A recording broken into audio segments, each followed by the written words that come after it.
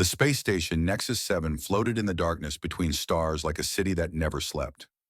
Millions of beings from hundreds of worlds lived there, worked there, and died there. The upper levels shone with bright lights and clean air, where the rich and powerful walked on polished floors. But the lower levels were different. Down there, the lights flickered. The air smelled of rust and old machines, and the forgotten ones lived in shadows.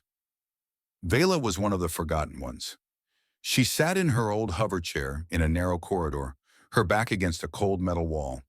Her silver skin, which once glowed like moonlight, had become dull and gray. Her large dark eyes stared at nothing. Around her, aliens of all shapes and sizes walked past without looking at her. To them, she did not exist. Vela was a Lunari. Her people were known across the galaxy for their beauty and grace. They moved like dancers, their bodies flowing like water, their skin shining with inner light. The Lunari believed that physical perfection was a gift from the universe. To be beautiful was to be blessed. To be broken was to be cursed. And Vela was broken. 3 years ago, she had been different. She had been a student of dance on her home world. Her teachers said she moved like starlight. Her family was proud of her. She had dreams of performing in the great halls, of bringing joy to thousands with her art. She had been happy. Then came the shuttle accident. She remembered very little of that day. There was a loud noise, then fire, then pain. When she woke up in a medical center, she could not feel her legs. The doctors told her that her spine was damaged beyond repair. Lunari medicine was advanced, but some things could not be fixed. She would never walk again. She would never dance again. Her family came to see her once. Her mother stood at the door and would not come closer. Her father looked at her with eyes full of shame. In Lunari culture, the injured were called the fated ones. They believed that when the body broke, the soul broke too. A fated one brought bad luck to everyone around them. They were not killed, but they were not kept either. Her mother spoke only 6 words before leaving forever. "You are no longer our daughter." They left her on Nexus 7 with a small amount of money and an old hover chair that barely worked. They did not say goodbye. They simply walked away and never looked back. For the first few months, Vela tried to survive with dignity. She looked for work, but no one would hire a Lunari in a wheelchair. Her people were supposed to be graceful. A broken Lunari was like a bird that could not fly. What use was she? The money ran out quickly. She sold everything she had, her clothes, her jewelry, her memories. Now she had nothing left but the chair and the rags she wore. She begged in the corridors of the lower levels. Sometimes kind aliens dropped a few credits into her cup, but most walked past her like she was invisible. The Voraks, large lizard-like beings with cruel eyes, often spat near her feet and laughed. The Kelthari, tall and proud insect people, turned their heads away as if looking at her would make them sick. Even the other beggars avoided her. A fated Lunari was bad luck, they whispered. Stay away from her. Vela stopped crying after the first year. She had no more tears left. She simply existed, day after day, waiting for the end to come. On this particular night, the lower levels were more dangerous than usual. The lights had failed in several sections. Gangs of scavengers roamed the dark corridors, looking for easy targets. Vela knew she should find a hiding spot, but her hover chair was dying. It made horrible grinding sounds and moved slower each day. She had no money to fix it. She had no money for anything.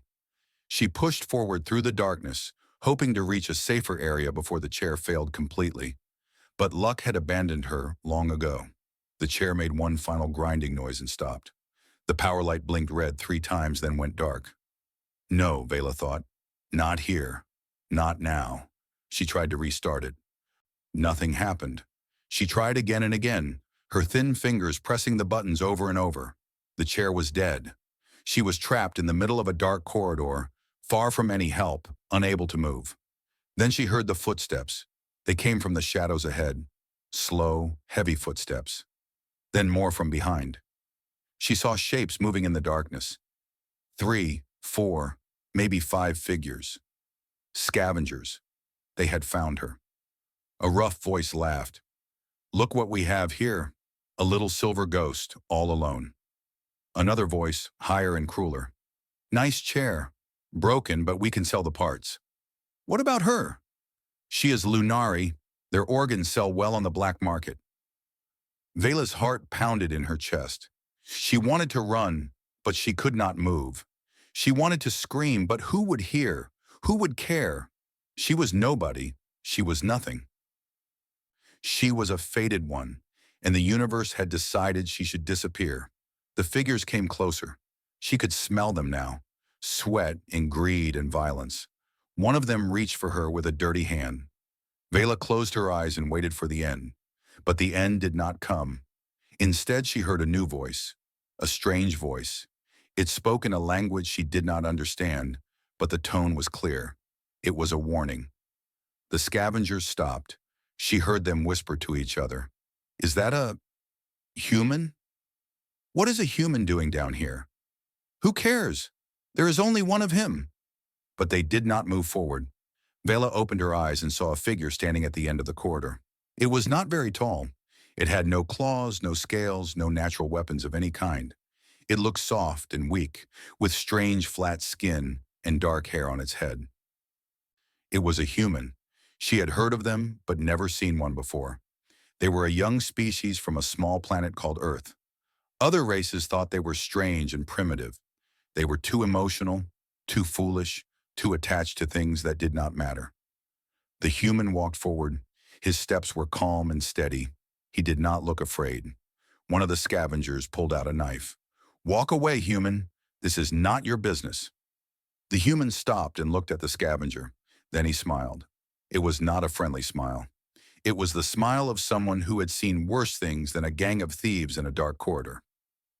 He spoke again, and this time Vela understood one word that changed everything. No. The scavengers looked at each other.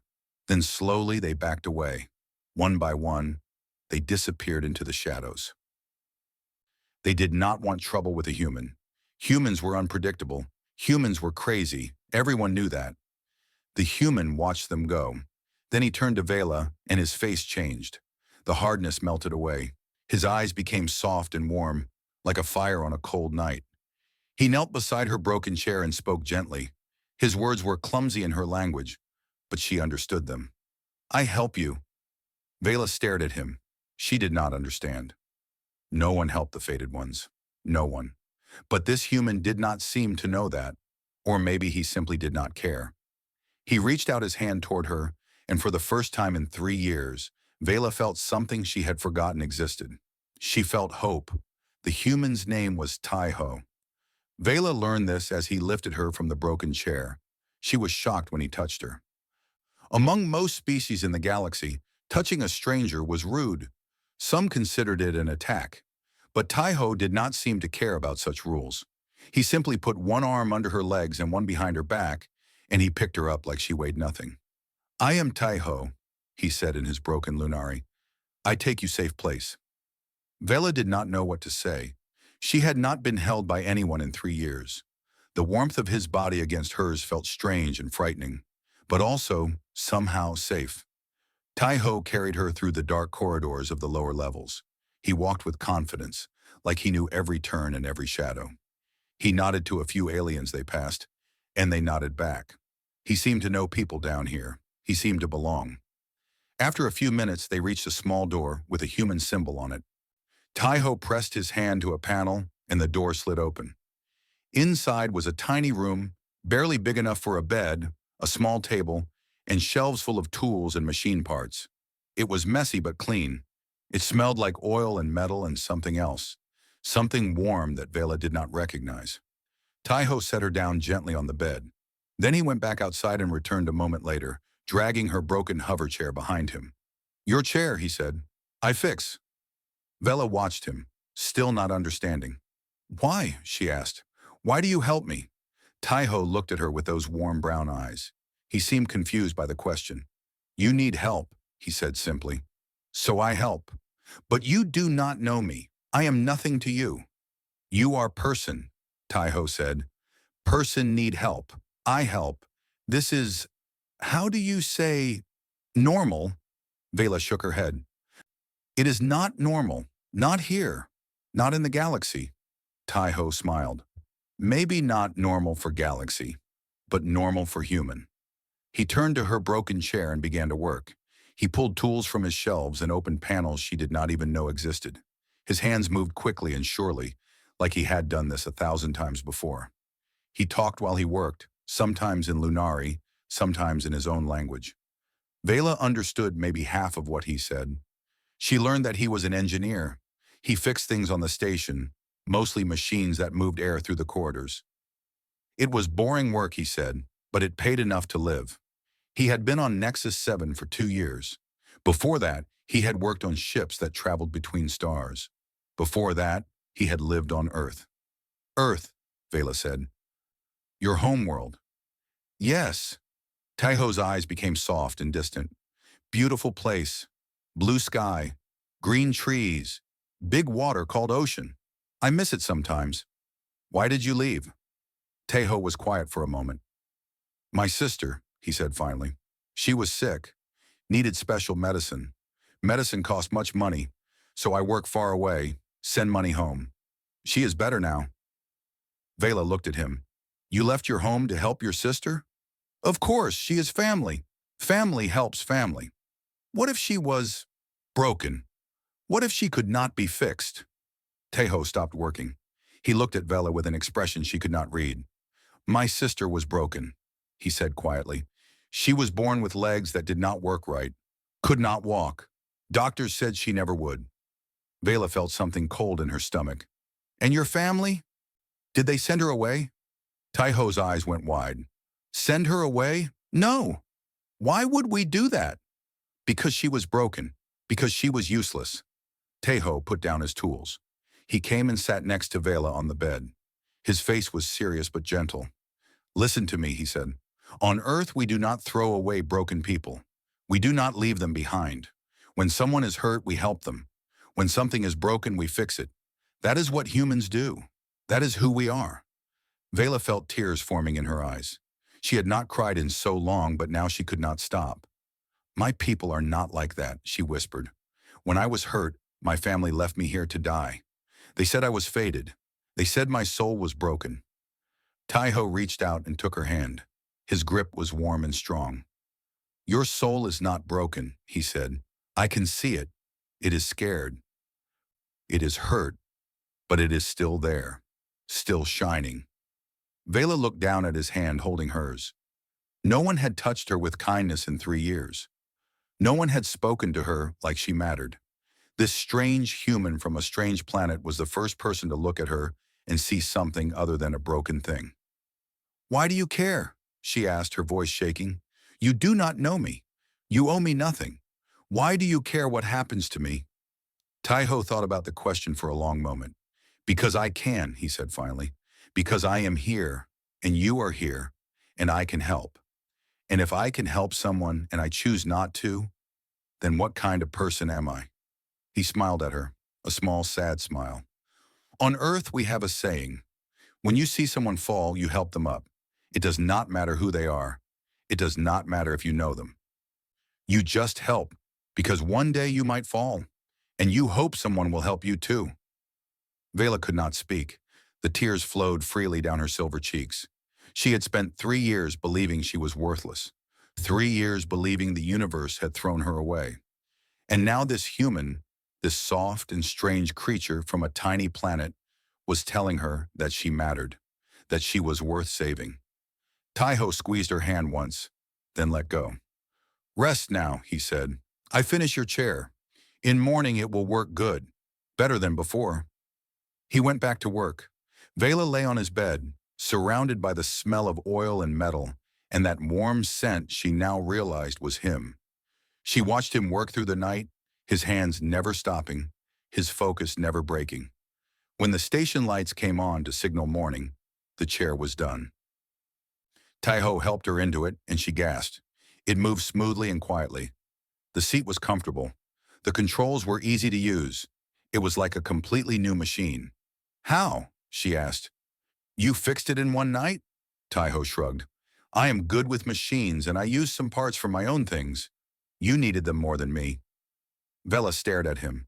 He had given up his own equipment to help her. A stranger. A broken alien girl he had met just hours ago. "What do you want?" she asked. "What must I give you in return?" Taiho looked at her, and for a moment he seemed sad. "Nothing," he said. "I want nothing. You needed help. I helped, that is all." He opened the door for her. "Be careful out there. Lower levels are dangerous. If you need help again, come here. My door is always open." Vela floated out into the corridor on her new chair. She looked back at Taiho one last time. He smiled and waved, then closed the door. She sat there for a long time, alone in the corridor, trying to understand what had just happened.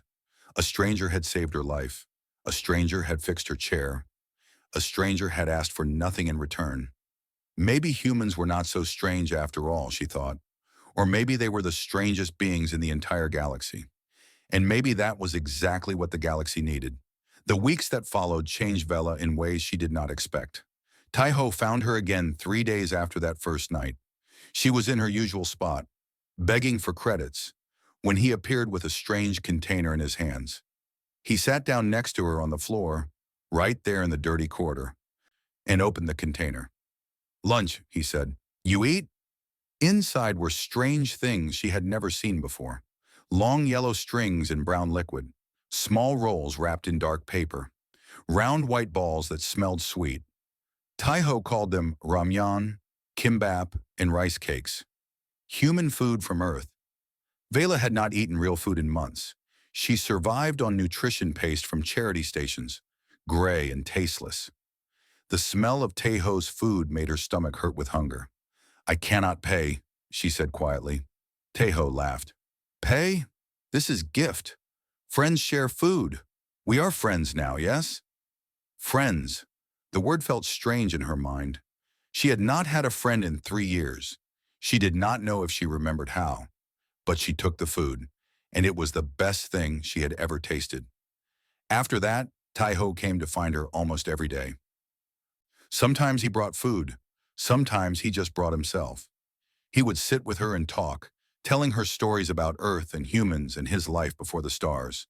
She learned about his family, his mother, who cooked the best food in their village, his father, who taught him to fix machines, and his sister, Yuna. Yuna was special. She was born with weak legs that could not support her weight. On Vela's world, she would have been called faded and abandoned. But on Earth, things were different. When Yuna was small, doctors made her special shoes, Taiho explained. Shoes with metal parts to help her legs. She learned to walk with them, slowly, step by step. And she could walk? With just shoes? At first, yes, but she wanted more. She wanted to run. She wanted to dance. Taiho smiled at the memory. So we made her better things. Braces for her legs, then machines that moved with her muscles, then full robot legs that she controlled with her thoughts. Vela listened with wide eyes. Your people built her new legs. Not just legs. Freedom. She teaches dance now back on Earth. Hundreds of students. She dances better than people born with perfect bodies because she wanted it more. She worked harder, and we refused to let her give up. Vela was quiet for a long time. On my world, she said finally, we believe that broken bodies mean broken souls, that the universe has judged you and found you unworthy. We do not try to fix what is broken. We just throw it away. Taiho shook his head. That is sad and wrong. Humans do not believe that. We believe that broken things can be fixed. Broken people can heal. And sometimes, the people who have been broken become the strongest of all. Because they know what it means to fight. He looked at Vela with those warm brown eyes. You are not broken, Vela. You are just hurt. There is a difference. Vela did not know what to say. No one had ever spoken to her like this. No one had ever believed in her. As the weeks passed, other aliens on the station began to notice the strange human and his silver companion. They whispered about it in the corridors and trading halls.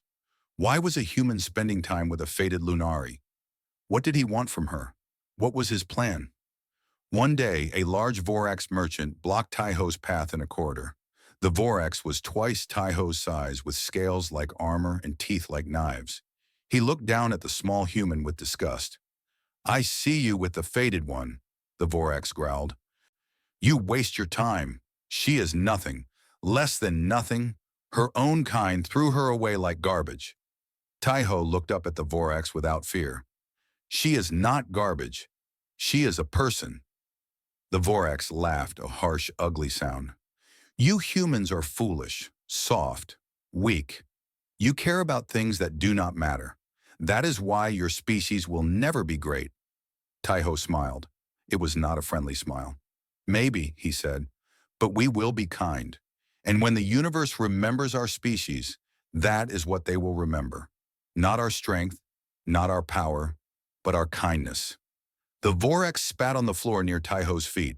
Kindness is weakness. No, Taiho said quietly. Kindness is the only thing that matters. He walked past the Vorax without another word. The large alien watched him go with confusion and something that might have been fear. Humans were small, humans were soft, but there was something in their eyes that made even the strongest beings nervous. The story spread through the station. The human who defended the fated one. The human who called kindness strength. Other species did not understand it. They thought he was crazy or stupid or both. But some of them, quietly, in the secret parts of their hearts, began to wonder if he was right. Vela heard the stories. She saw how other aliens looked at Taiho now, with curiosity instead of dismissal. He was changing things just by being himself, just by caring. One evening she asked him about it. Does it bother you, what they say about you? They think you are foolish. Taiho was working on a broken air filter in his room. He did not look up from his work. Let them think what they want. I know who I am. I know what I believe. Their words cannot change that. But they laugh at you. They mock you. So, words are just sounds. Actions are what matter. He finally looked at her. What do my actions tell you? Vela thought about everything he had done for her. The food he shared, the time he gave, the way he saw her when everyone else looked away. Your actions tell me that you are good, she said, that you care about people, even people who cannot give you anything back, that you believe everyone deserves kindness. Taiho nodded. Then that is all that matters. Not what strangers think, not what cruel people say, just what I do and who I am. He went back to his work, but Vela kept watching him. She was beginning to understand something about humans. They were not strong like the Vorax. They were not beautiful like the Lunari. They were not smart like the Kelthari. But they had something that no other species seemed to have. They had hearts that would not quit. They saw broken things and wanted to fix them. They saw suffering and wanted to end it. They saw the darkness in the universe and believed they could light it up, one small act at a time. It was foolish. It was irrational. It went against every rule of survival that the galaxy taught. But maybe, Vela thought, that was exactly what made it so powerful. Because in a universe full of species that looked out for themselves, humans looked out for each other, and for anyone else who needed them. Even broken alien girls in wheelchairs who had been thrown away by everyone. Vela smiled for the first time in 3 years. It was a small smile, fragile and uncertain, but it was real. And somewhere deep inside her, a tiny light began to glow again. Taiho came to Vela one evening with a strange look in his eyes.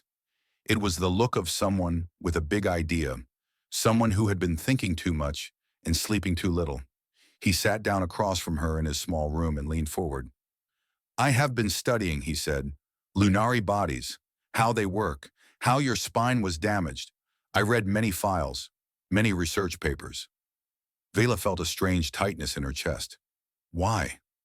Because I think I can help you, really help you, not just fix your chair. I think I can help you walk again. The words hit her like a physical blow. Walk again. It was impossible. The doctors on her homeworld had said so. Her spine was too damaged. The nerve connections were destroyed. She would never walk again. It was a fact as certain as the stars in the sky. That is impossible, she whispered. My people have the best medical technology in the sector. If they could not fix me, no one can. Your people gave up on you, Taiho said. They did not even try. But I am not your people. I am human, and humans do not give up. He pulled out a small screen and showed her images. Mechanical frames, metal legs, wires and circuits, and glowing power cells. On Earth, we have something called exoskeletons. machines that people wear on their bodies. The machines read signals from the brain and move the legs for you. People who cannot walk learn to walk again. People who cannot stand learn to stand. Vela stared at the images. These exist? People use these? Yes, my sister uses something like this. More advanced now. But the same idea. Taiho's eyes were bright with excitement. I have been thinking about how to build one for you.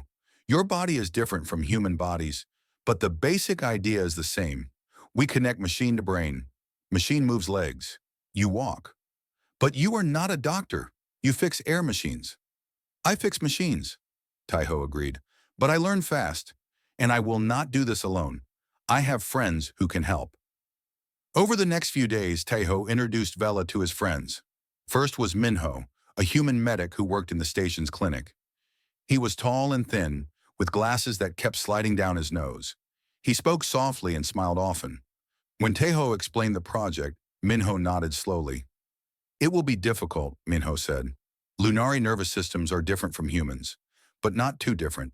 I can study the biology. Figure out how to connect machine to nerve. Next was Hana, a human scientist who studied alien biology. She was small and energetic, with hair cut short and eyes full of curiosity. She had spent years learning about different species, including the Lunari. This is fascinating, Hana said when she examined Vela.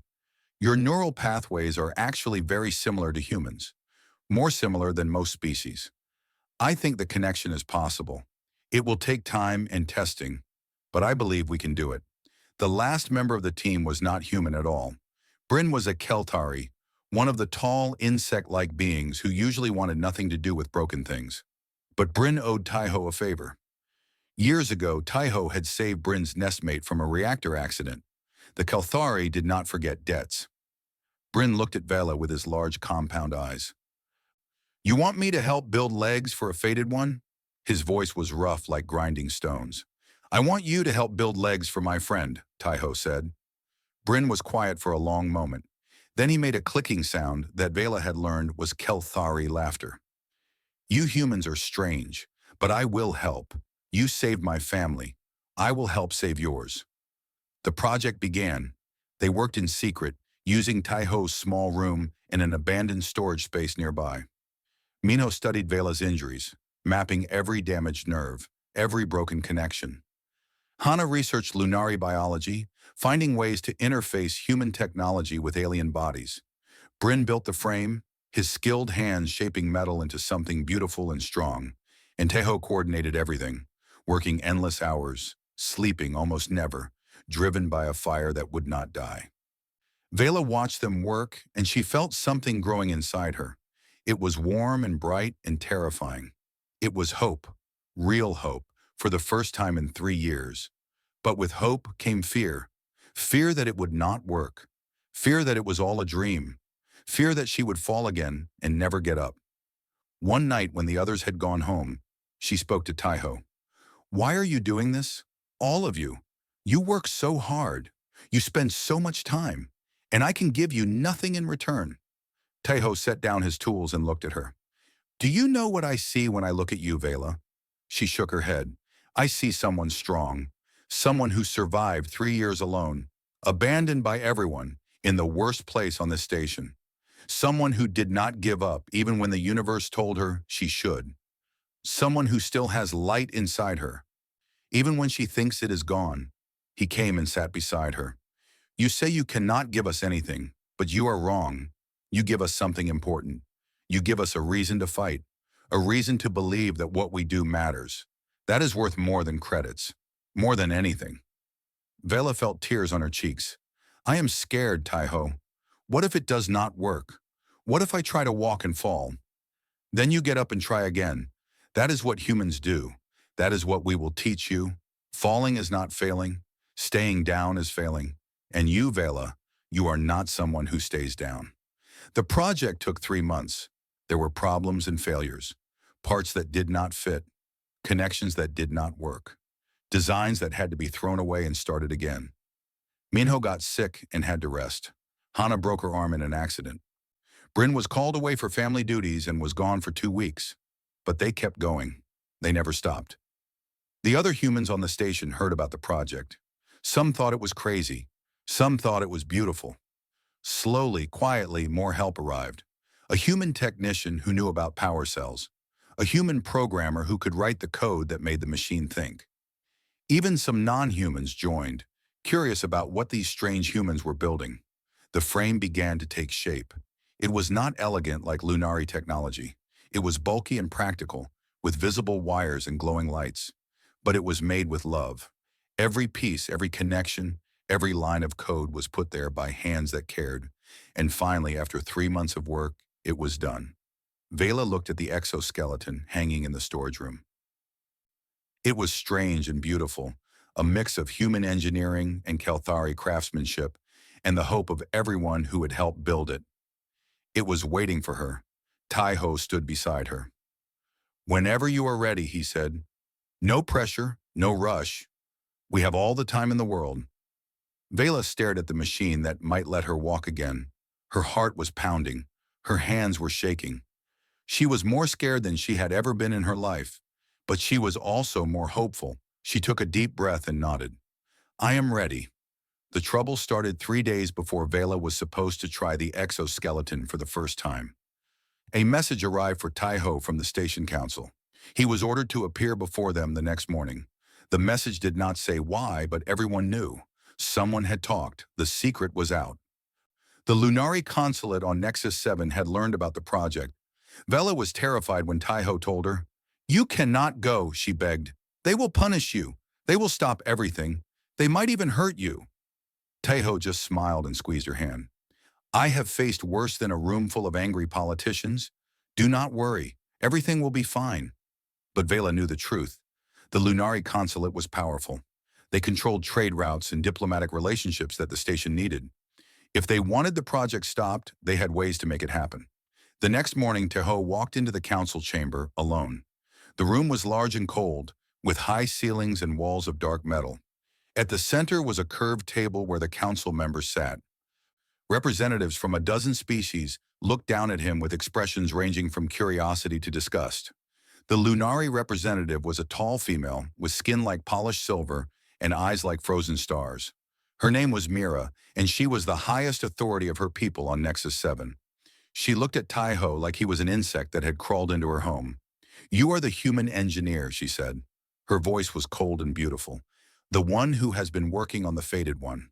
"Her name is Vela," Taiho said calmly. "She has no name. She was cast out by her family. She is fated. She does not exist." Taiho met her frozen eyes without flinching. "She exists. I see her every day. I talk to her. I know her. She is real and she matters." Mira's perfect face twisted with anger. "You presume to tell me about my own kind? You, a primitive from a tiny planet that has barely learned to travel between stars? You know nothing about Lunari culture, nothing about our beliefs, nothing about why we do what we do?" "I know enough," Taiho said. "I know that you throw away your own people because they do not meet your standards of perfection. I know that you call injured people fated and pretend they do not exist. And I know that this is wrong." The chamber erupted in noise. Several representatives shouted in anger. Others whispered to each other in shock. No one spoke to a Lunari that way, especially not a human. The head of the council, an old Kelthari with gray carapace, raised his hand for silence. "Human, you are here because the Lunari consulate has filed a complaint. They claim that your project is a violation of their cultural rights. They demand that it be stopped and that the device you have built be destroyed." Taiho nodded slowly. "I understand their complaint, and I reject it." More noise, more anger. The Kelthari raised his hand again. "You reject it? On what grounds?"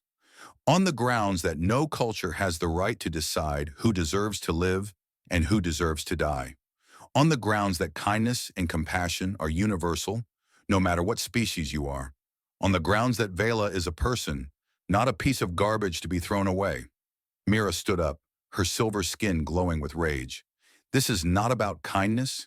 This is about the natural order. The weak are removed so the strong can survive. This has been our way for thousands of years. Your interference is an insult to everything we believe." "Then your beliefs are wrong," Taiho said simply. The chamber fell silent. Everyone stared at the small human standing alone in the center of the room. He looked calm. He looked certain. He looked like he was not afraid of anything in the universe. "Let me tell you a story," Taiho said. "On Earth I have a sister. Her name is Yuna. She was born with legs that did not work. In your culture, she would be fated, cast out, forgotten. But on Earth we did not throw her away. We helped her. We built machines for her legs. We taught her to walk, to run, to dance." He paused and his voice became softer. "Today, Yuna teaches dance classes to hundreds of students. She moves more beautifully than anyone I have ever seen. Not in spite of her broken legs, but because of them. Because she had to fight for every step. Because she learned that nothing in life is free, and that makes everything more precious." He looked directly at Mira. "You see broken and think worthless. We see broken and think potential. That is the difference between giving up and fighting. And humans do not give up on their own." He let the words hang in the air. "Vela may not be human, but she is ours now. We have chosen her, and we will not abandon her just because you think she is not good enough." The council members looked at each other. Some seemed moved by his words. Others seemed troubled. But before anyone could speak, something unexpected happened. Bryn, the Kelthari mechanic, stepped forward from the back of the room. "I stand with the human," he said. His rough voice echoed in the chamber. "I helped build the device. I did it because he saved my family. But I would do it again because it was right." Another figure stepped forward. It was a Vorax trader, one who had once mocked Taiho in the corridors. "I also stand with the human," he growled. "I did not understand before. I thought he was weak and foolish. But I watched him. I saw what he did. He made me think about things I had never thought about before." More beings stepped forward, humans and non-humans, workers and traders and mechanics and doctors. One by one, they stood with Teho. Some had helped with the project, others had just watched from afar, but all of them had been changed by what they had seen. The Kelthari council head looked at the crowd with something like wonder in his old eyes. "It seems the human has more support than you expected," he said to Mira.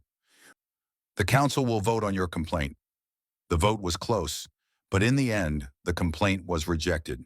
The project could continue. Mira stood frozen with rage. "This is not over," she hissed at Taiho. "You have made enemies today, human. Powerful enemies." Taiho shrugged. "I would rather have enemies and do what is right than have friends and do what is wrong." He turned and walked out of the chamber. The crowd parted for him, and many reached out to touch his shoulder or shake his hand. He smiled at them but did not stop. He had somewhere to be. Vela was waiting for him outside, her hover chair floating just beyond the doors. She had watched the whole thing through a video feed. Her silver cheeks were wet with tears. "You did it," she whispered. "You stood up for me, all of you." Taiho knelt beside her and took her hands. "Of course we did. You are family now, and family fights for each other." Vela looked at the crowd of beings who had stood up for her. Humans and Kelthari and Vorax and others. Species that had never worked together. Species that had always looked down on each other. And they had all come together for her, for a broken alien girl in a wheelchair. For the first time in her life, Vela understood what it meant to belong, and she knew that no matter what happened next, she would never be alone again. The storage room had been transformed. What was once a dark, forgotten space filled with broken equipment was now clean and bright. Lights had been installed along the walls. The floor had been cleared and covered with soft padding. Medical equipment stood ready in the corners. In the center of the room hung the exoskeleton. It was beautiful in a strange way, not elegant like Lunari technology, but honest, real. The metal frame gleamed under the lights. The power cells glowed a soft blue. Wires and circuits formed patterns that looked almost like art. This was not a machine built by committees or factories. This was a machine built by hands that cared, by minds that hoped, by hearts that refused to give up. Vela sat in her hover chair, staring at it. Her heart was beating so fast she could feel it in her throat. Around her stood everyone who had helped make this moment possible. Taiho, Minho, Hana, Bryn, the technicians and programmers who had joined later, the friends who had come to support her. And beyond them, watching through a video feed, were hundreds more. Word had spread across the station. Beings of all species had gathered in common areas to witness this moment. The broken Lunari girl was going to try to walk. Minho approached her first. His voice was gentle. "We are going to attach the neural connectors now. You might feel a slight pressure, but it should not hurt. If anything feels wrong, tell us immediately." Vela nodded, not trusting her voice. Hana helped her out of the hover chair and onto a special seat beneath the exoskeleton. Minho began attaching small devices to her spine and the back of her head. They felt cool against her skin, like tiny fingers pressing gently. "The connectors are reading your neural signals," Hana explained. "They will learn to understand what you are thinking. When you want to move your legs, they will tell the machine to move for you." It took several minutes to attach everything. Vela sat perfectly still, barely breathing. She could feel the connectors coming to life, sending tiny pulses through her body. It felt strange, like being touched by electricity, but not painful. Finally, Bryn stepped forward. His large compound eyes studied her carefully. "The frame will lower now. Stay calm. The first connection can feel overwhelming." The exoskeleton began to descend around her. Metal bars aligned with her legs. Straps tightened gently around her thighs, her knees, her ankles. The frame hummed as it powered up, and Vela felt a sudden rush of sensation. She gasped. "I feel them," she whispered. "I feel my legs." Taiho was at her side instantly. "That is the neural link. The machine is becoming part of you. Take your time. Breathe." Vela closed her eyes and focused on the sensation. For 3 years, her legs had been dead, numb, gone. But now she could feel them again. Not the same as before, but something, a presence, a possibility. Tears streamed down her silver cheeks. "I am ready," she said. Minho checked the readings one more time. "Everything looks good. The connection is stable." "Hana?" Hana nodded. "Neural patterns are normal. The machine is responding correctly. She can try whenever she wants." Taiho knelt in front of Vela and took her hands. "Listen to me. This is going to be hard. Your body has not done this in 3 years. You might fall. You probably will fall. That is okay. Falling is part of learning. The important thing is that you try." Vela looked into his warm brown eyes. "What if I cannot do it? Then we try again tomorrow, and the day after that, and the day after that. We will keep trying until you can. Because that is what we do. We do not give up." He squeezed her hands and stood up, stepping back to give her room. The entire room fell silent. Everyone held their breath. Vela focused on her legs. She remembered what it felt like to move, to take a step, to feel the ground beneath her feet. She tried to send that memory down through her body, through the neural connectors, into the machine. The exoskeleton responded. Her right leg moved forward, just a few inches, slow and uncertain, but it moved. Someone in the room made a small sound. Vela did not know if it was joy or shock or both. She focused again. Her left leg moved to join the right. Her body shifted forward. The exoskeleton supported her weight, kept her balanced, made tiny adjustments she could not even feel. She was standing. For the first time in 3 years, Vela was standing on her own 2 legs. The tears came faster now, streaming down her face in silver rivers. Her whole body was shaking. She could hear people crying around her, but she could not look at them. She could only focus on the next step. She pushed again. Her right leg moved forward, then her left. She was walking, 1 step, 2 steps, 3 steps. Each step was a miracle. Each step was a victory. Each step was proof that broken things could be fixed, that abandoned people could be saved, that hope was not just a dream. Vela walked across the room, 1 slow step at a time. The exoskeleton whirred and hummed around her, but she barely noticed it. All she could feel was her legs moving, her body walking, her soul flying. She reached Tai-Ho and collapsed into his arms, not from failure, not from weakness, but from pure, overwhelming joy. He held her gently as she sobbed against his chest. "You did it," he whispered into her hair. "I knew you could. I always knew." Around them, the room exploded with noise. People cheering, people crying, people hugging each other. Humans and Kelthari and Vorax and others, all celebrating together, all united by this one moment. Across the station, beings watching on video feeds reacted the same way. In trading halls and sleeping quarters and workstations, thousands of eyes watched the broken Lunari girl take her first steps. And something changed in the hearts of everyone who saw it. The galaxy had always believed that broken things should be thrown away, that the weak should be left behind, that kindness was weakness and compassion was foolishness. But here was proof that those beliefs were wrong. Here was a girl who had been abandoned by everyone, a girl who had been called fated and worthless and dead. And she was walking. She was living. She was shining brighter than ever before, because a human had refused to give up on her, because a small group of beings had decided that she mattered, because somewhere in this cold, dark universe, there were still people who believed in miracles. Vela pulled back from Tejo's arms and looked at him through her tears. "Thank you," she said. "You gave me back my light." Tejo smiled, his own eyes wet. "You always had it. You just needed someone to remind you." He helped her sit down and rest. The exoskeleton powered down around her, but she could still feel it, still feel her legs, still feel the connection that made the impossible possible. She looked around at everyone who had helped her, these strange, wonderful beings who had seen her when no one else would, who had believed in her when she had stopped believing in herself. She was not fated anymore. She was reborn. 6 months had passed since Vela took her first steps. The galaxy was changing.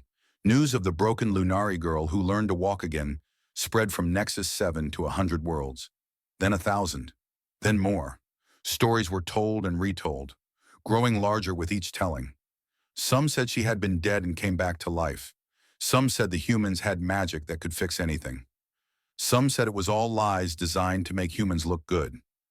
But the truth was simpler and more powerful than any story. A group of beings had refused to give up. They had looked at someone the universe had thrown away and said no. They had built something beautiful out of hope and wire and stubborn human determination. And it had worked.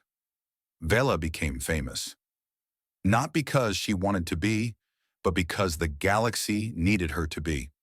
She was proof that the old ways were wrong, that broken did not mean worthless, that fated did not mean finished. She worked with human medical teams now, traveling to different stations and worlds. Everywhere she went, she found others like her, beings who had been cast out by their own kind, beings who had been told they were nothing, beings who sat in dark corners waiting to die. She told them her story. She showed them what was possible. She gave them hope. And slowly, one person at a time, things began to change. The Lunari consulate was furious. They officially condemned Vela and declared her an enemy of Lunari culture. They said she was corrupting their young people with dangerous ideas, but their words had less power now. Young Lunari began to question the old beliefs. Some of them left their homeworld to find Vela, to learn from her, to help others the way she had been helped. The old leaders tried to stop them, but you cannot stop an idea whose time has come. Other species began to change too. The Vorax, who had always believed that weakness should be destroyed, started to build programs for their injured warriors. The Kelthari, who valued perfection above all else, began to accept those who did not meet their standards. Even species that had never interacted with humans started to hear the stories and wonder if maybe, just maybe, they had been wrong about some things. And at the center of it all were the humans. They did not ask for credit. They did not demand thanks. They just kept doing what they had always done, seeing broken things and wanting to fix them, seeing suffering and wanting to end it, seeing the darkness and believing they could light it up. Tejo stayed on Nexus 7. He was offered important positions on bigger stations, jobs with more money and more prestige. He turned them all down. He said he liked his work. He liked fixing air machines. He liked the quiet life. But everyone knew the truth. He stayed because there were still people who needed help. There were still dark corners where the forgotten ones waited, and as long as there was work to do, Tejo would be there to do it. He never changed. That was the amazing thing. Fame did not make him proud. Success did not make him arrogant. He was the same person he had always been. Warm eyes, kind heart, hands that never stopped working. One evening, Vela came to visit him. She walked now without the exoskeleton most of the time. Advanced treatments had helped her nerves heal, and while she would never be the dancer she once was, she could move on her own. She still used the machine sometimes on bad days or when she had to walk long distances, but mostly she walked free. She found Tai-Ho in his small room, working on some broken piece of equipment. The room looked the same as it had 3 years ago when he first brought her here. Messy but clean, full of tools and parts and the warm smell of oil and metal. He looked up when she came in and smiled. "Vela, it is good to see you." She sat down across from him, just like she had so many times before. "I leave tomorrow. There is a world in the Outer Rim that needs help. A species there has started throwing away their old people.